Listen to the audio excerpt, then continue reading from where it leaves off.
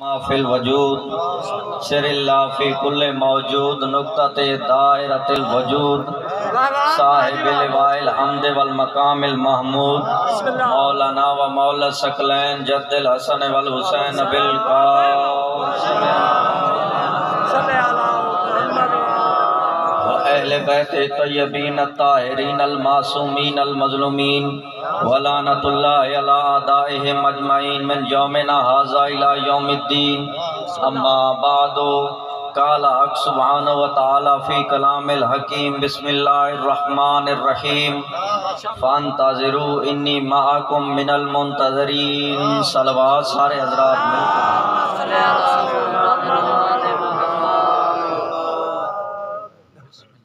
بسم اللہ بسم اللہ آتی ہوئی ماشاءاللہ ماشاءاللہ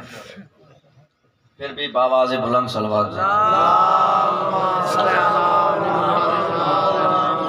میں دراصل آیا ہوں 4 گھنٹے سفر کر کے آیا ہوں اور مجھے کہا ہے کہ آپ نے پڑھنا ہے میں سیدھا ادھر آیا اگر آپ کی توجہ ہو تو میں کچھ عرض کروں سامعین گرامی قدر یہ دور علمی حقائق کا دور ہے اگر سرائکی پڑھ سکتے ہو انشاءاللہ میں کوشش کروں گا جو مشکل ہو کہ میں بات سرائکی میں کروں گا ویسے آل محمد کی شان یہ زبانوں کی محتاج نہیں ہوتی یہ سپیکر نہ بھی ہو مجمع نہ بھی ہو لاؤڈ سپیکر نہ بھی ہو ذاکر نہ بھی ہو بس مجلس امام حسین کے لیے ذکر علی کے لیے بندے کا حلال ہی ہونا ضروری ہے زندہ و سلامت جو پیچھے حیران بیٹھے مل کے حیدری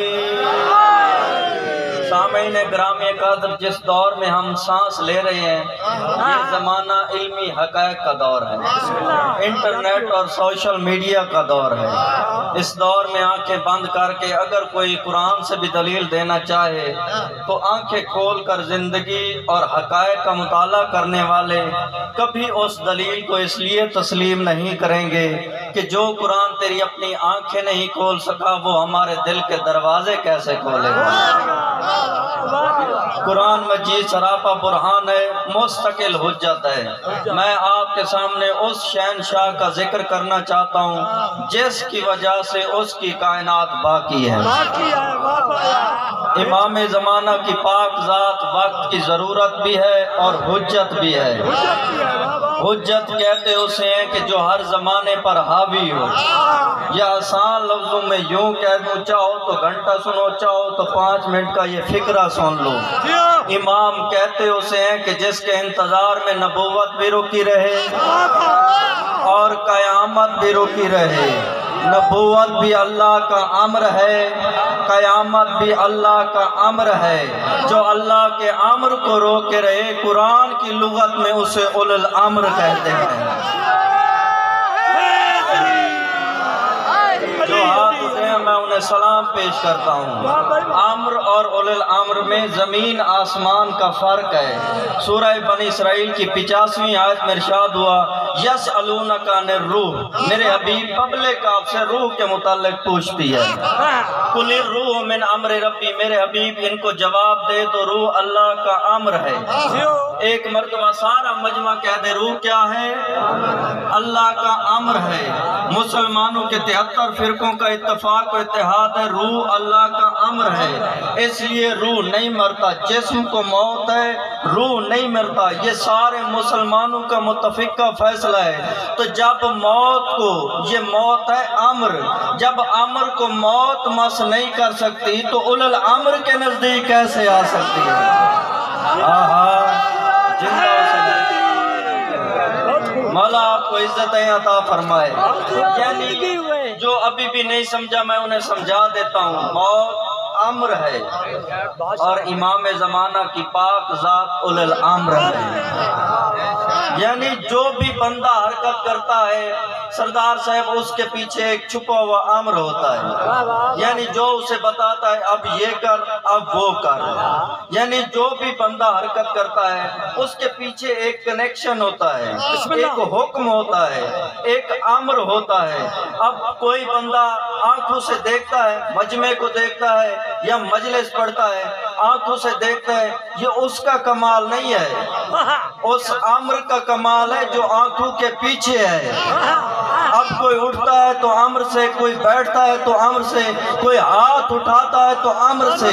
یعنی جو بندہ بھی زندہ ہے وہ امر سے زندہ ہے۔ تو جب ہماری یہ 5 فٹ کی کائنات امر کے بغیر مکمل نہیں ہے تو اللہ کی کائنات اولل الامر کے بغیر کیسے مکمل ہوگی؟ آپ سلامت رہیں، مولا آپ کو سلامت رکھے۔ سردار صاحب میرا دل کر رہا تھا، یہاں پر پہلی مرتبہ پڑھ رہا ہوں، مجھے بندوں نے کہا ہے آپ ولایت پڑھیں، لیکن میں کہتا ہوں پہلے اپنے شہنشاہ کا ذکر ہوگا، پھر انشاءاللہ مجلسیں پڑھتے رہیں گے، ولایت کے موضوع پر بھی پڑھتے رہیں گے۔ یہ موضوع کسی سے کچھ کم ہے؟ توجہ ہے نا، وقت کے شہنشاہ کا یہ موضوع ہے، اور میری کوشش یہ ہے کہ میں جتنی دیر بھی آپ کے سامنے پڑھوں یا قرآن سے پڑھوں اور پوری ذمہ داری سے پڑھوں،